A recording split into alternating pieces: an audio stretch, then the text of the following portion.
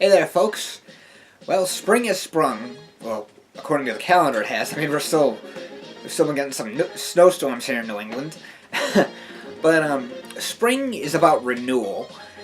So I always feel like it's a good time for nostalgia and like anything like classic and retro and all that type of stuff. Now this is a video that for quite a while I debated about making. I figured, what the hell, why not? Now, how often is it that you hear a kid say, when I grow up, I'm going to be a fireman, then they grow up to be something else? Well, for as far back as I can remember, I've had a strong passion for video games. And when I was between the ages of 7 and 15, I took it to the next level and tried to make my own video games. Sort of. See, basically what had happened was, I would just drop a bunch of random characters and say like, oh, I'm gonna make this video game about a guy who goes on an adventure and yada yada yada. And then you get older and realize like, yeah, it's not gonna happen. Reality sets in. Mind the cat. Even my brother, who was older and more logical, like he's the type of person who really a lot of times tries to bring logic into stuff. Even he used to do it too. There was times when we would work on games together, and we had some, even though a lot of stuff we just kind of ripped off, but we also had some pretty creative ideas of our own as well. But no, I had a ton of ideas back then, like different video games. I still have most of the pictures, like in notebooks and everything, for different attempted video games or whatever you want to call them. That they But there's two in particular that I feel like I spent the most time on with that I'm going to share with you. Just bear some of these drawings, if you will. Just bear with me here because I'm no Da Vinci, and most of these, like I said, I drew when I was a kid. So, but the first game, it was going to be a fighting game like Mortal Kombat.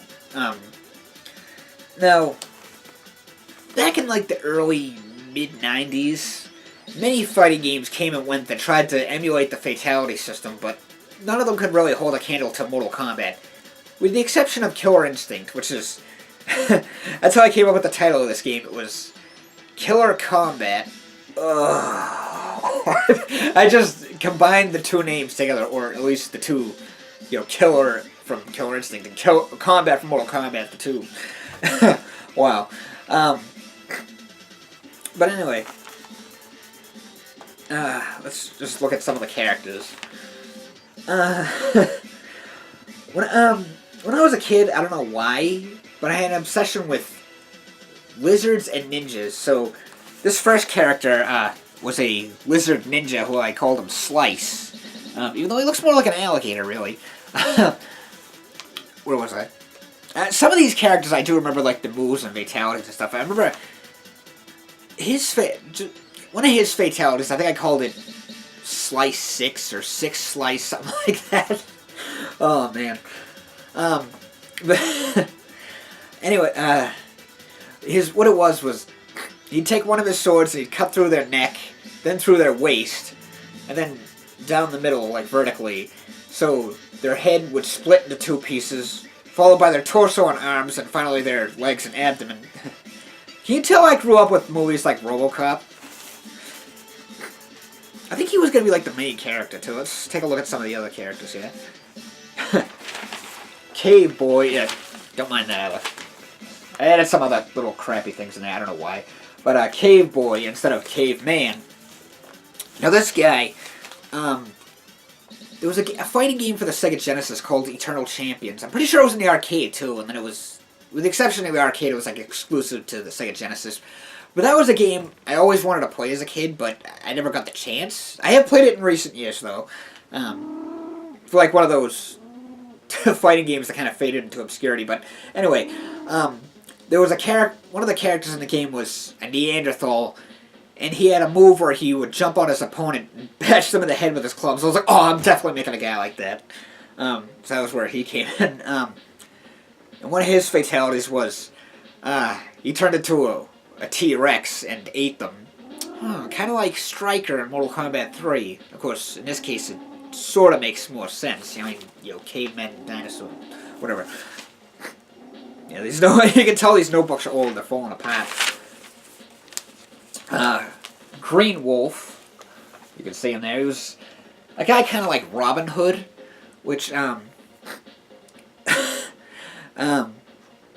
he was a guy like Robin Hood, and I always liked that in this old Samurai Showdown games, how some of the characters had an animal that would follow him around. So in this case, he had a wolf following him around. What else we got here? Ugh. Dragator. It was some dragon guy. I don't know why. I kind of like that. That name is... Looking back, it's just like, oh, what the... How did I come up with... I don't know. I kind of like that name for some reason, looking back. Pages are stuck in.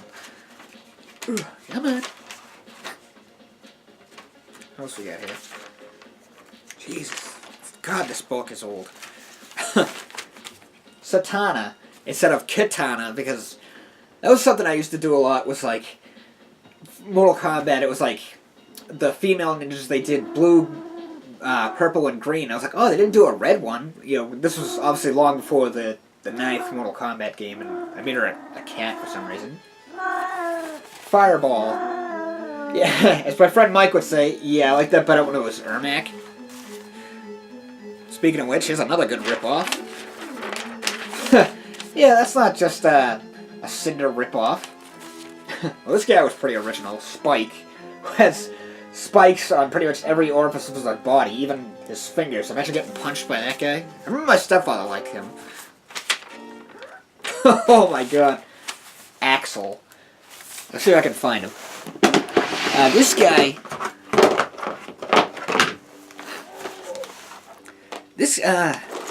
There was this G.I. Joe that... Well, he's buried, but... It was a G.I. Joe, which I still have him. But that was pretty much the same type of armor. He had the blue and gray and everything. And he came with, like, this bazooka that you would attach to his arm. And there was, I think it was an axe that I believe came with one of the ninja figures. And sometimes what I would do is I would put the axe or the handle of the axe in the mouth of a gun, and then I would attach the gun to his arm, because if you put it on his arm just the right way, it almost looked like it was his arm, so it looked like he had a giant robot arm with an axe hand, so I decided to make that into a character. Wow. Who else we got here? Geez, I don't... There's not as many characters in here as I thought there was. Oh well. Well, I'm skipping through some of them anyway. Wow. Odin. A knight named Odin. Oh, like, the Esper summon from Final Fantasy? God. Like I said, my brother and I had ripped off a lot of stuff back then. I mean, some stuff was original, others was ripped off. Case in point, this guy right here, it's pretty much just Vega. Well, more accurately, the G.I. Joe version of Vega. This guy was original. He was actually one of my favorites, too. Squash. It was, yeah. I remember one of his fatalities was he would uppercut them and they'd land in the background. And what else we got here? Damn, pages keep sticking together. Oh. Ooh. Cowboy Cow. What? He's a cowboy who's also a cow. And I ripped this idea off from the old cartoon, Cowboys of Moo Mesa. Oh, God. There was actually... That show had a toy line as well as a arcade game, which I believe it was like Sunset Riders. I remember my brother and I played it at Discovery Zone. Remember that place? This guy was sort of original, Shadow. I mean, I feel like you've seen him in other stuff, too, or things like him. I think that's pretty much all the characters, except for, this one's pretty interesting. I don't know what the hell this name was. Snakies or something? Yeah, it's pretty much just a red xenomorph with 6 arms. Wow. Now for some of the levels, because I did draw out some of the levels. There's a few of them. I had more, but I think the pages are missing or something. But I do remember a couple of them. There was like a train level. One of them was in like a highway tunnel or something. Because Mortal Kombat 2 had the level where you could... There was the spikes on the ceiling, and it was brought back in the 4th game. I was like, I'm going to mix that with the idea of, like, from the 3rd game. So there was spikes, I mean, not spikes, fans on the ceiling that you could knock them into. Yeah.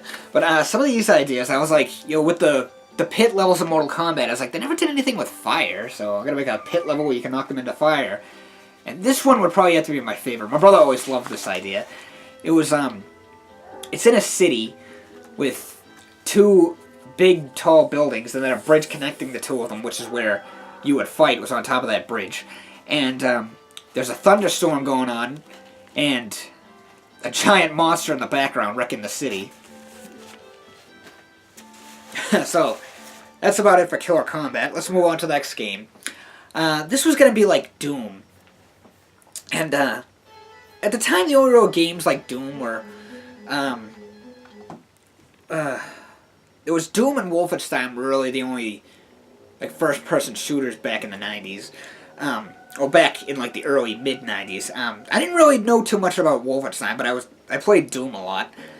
And one of the ideas I had was like, what if you could have like characters that you could pick out of, like multiple characters? So this one, the notebook's not completely gone, pretty much just pictures. But some of these were just like extra characters and stuff. But there was 3 characters. Something got spilled on this. I don't even know what the hell the guy's name was. We'll just call him Guy.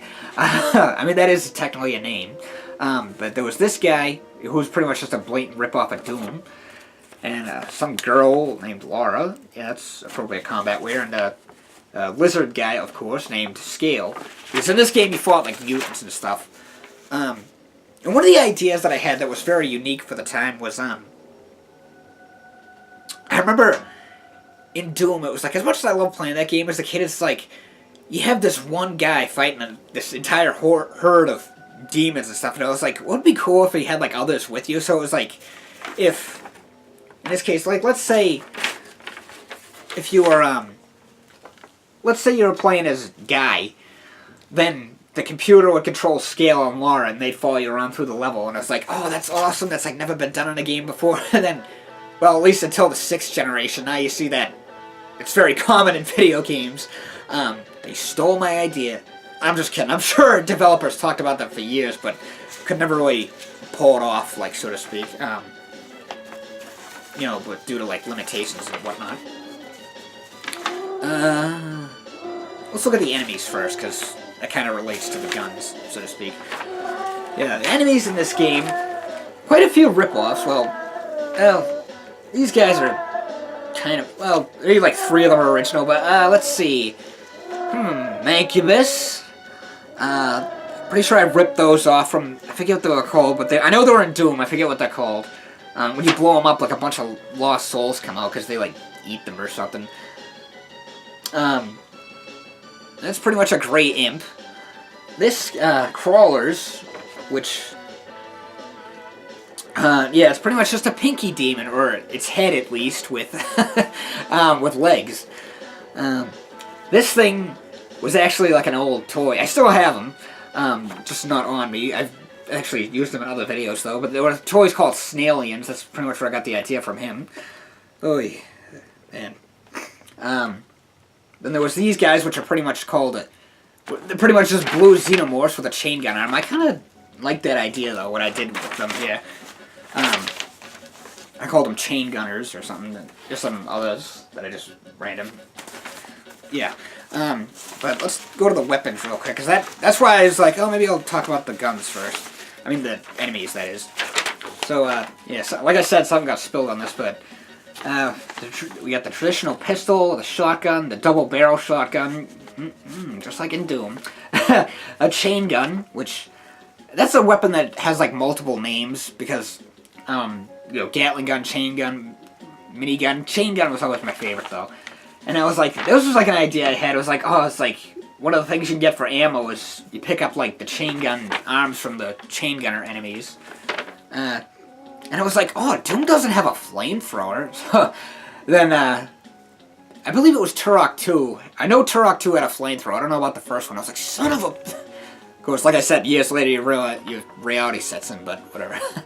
The rocket launcher, pretty much just ripped off the one from Doom. And then, 2, like, energy binary weapons or something. Now, much like in Doom, there was going to be 3 chapters where each one you'd fight a boss at the end, so I only came up with 2 of them for the first 2 chapters. The first chapter was or episode, whatever you want to call it, was this guy, Flame. It was a giant snake who could breathe fire. And the second boss, or chapter boss, episode boss, whatever, was this guy, Sickle, which I believe his name was. He's, like, gigantic. Probably, like, as big as a house, at least. And those blades on his arms, I pretty much ripped off from Guyver. You know, the old anime series from the 80s, which I actually did a review on back in November. You could also shoot lasers out of his eyes. Why, I don't know. But those were just a couple of the ideas that I had back then. As for these now, most of these, well, not all, most of them, but a lot of them I turned into, like, different, like, stories and stuff. I mean, that's, like, another thing, another hobby I've been trying to get into for years, and it's like, I have, like, all these ideas for different stories and stuff. Like, some are just random ideas I thought of, and others are just attempted video games, if you will, that I converted into stories and stuff, but there's time, I'll take time to try and work on one, and then I'll get distracted with something else, but, so, in closing, yeah, that's about it, I guess, so, thanks for watching, everybody, have a nice day, enjoy the spring, get out there and have a nice day, it's probably nice if the weather's nice out where you live, thanks for watching again, bye-bye.